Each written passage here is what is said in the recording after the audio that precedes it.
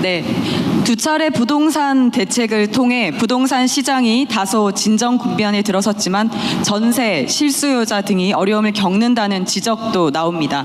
정부가 밝힌 공급안이 실현되기까지 적지 않은 시간이 소요되는 만큼 단기적 대책 및 추가적 대책이 있으신지요?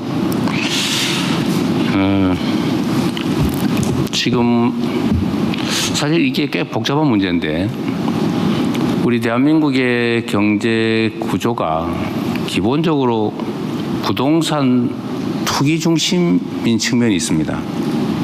사실 그게 대한민국 경제 발전에 상당히 도움이 됐고 지금도 뭐 상당히 큰 비중을 차지하고 있는데 그 비중이 너무 크다 보니까 이제는 정상적인 경제 성장 발전에 장애가 되고 있는 상태입니다. 그래서 우리 새로운 정부의 기본적인 방향은 부동산에서 첨단 산업 분야 또는 일상적인 경제 활동 분야로 자금을 옮기는 게 소위 금융의 뭐라 그럴까요? 금융의 대전환을 해야 되는 게 지금 우리의 과제입니다. 또 그렇게 하려고 노력합니다. 부동산 집값을 안정시키는 건 매우 중요하죠. 갑자기 폭락해도 안 되고 갑자기 폭등해도 안 되고 적정하게 안정적으로 부동산을 관리해야 되는데 아직도 우리 국민들 속에는 투자는 역시 부동산 이런 생각이 자리 잡고 있습니다. 저는 이게 거의 막바지를 향해 달려가고 있다고 보는데 최대한 연착륙을 시키려면 방향을 전환해야 되고 그런 부동산 가격을 매우 안정적으로 관리해야 됩니다. 수요 관리, 공급 관리 양 측면이 있는데 사실은 이제 수요 관리를 잘 해야 되겠죠.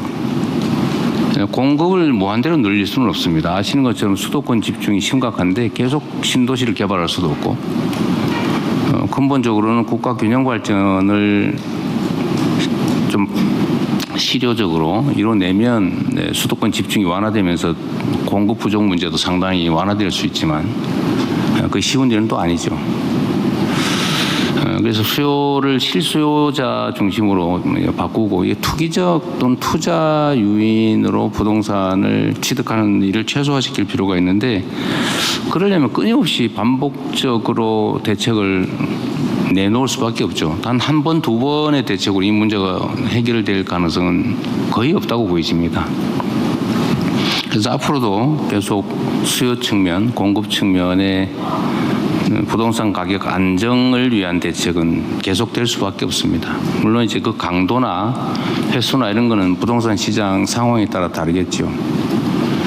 뭐 예를 들면 구체적으로 수요 통제를 어떻게 할 거냐는 예를 들면 돈 빌려서 전세 끼고 집 사고 이게 지금 집값을 올려왔고 결국은 국민들한테 주거 비용을 과중하게 만들어서 소비 역량을 떨어뜨리고 젊은이들한테는 집을 구할 기회를 박탈하고 엄청난 주거비 부담을 안겠죠.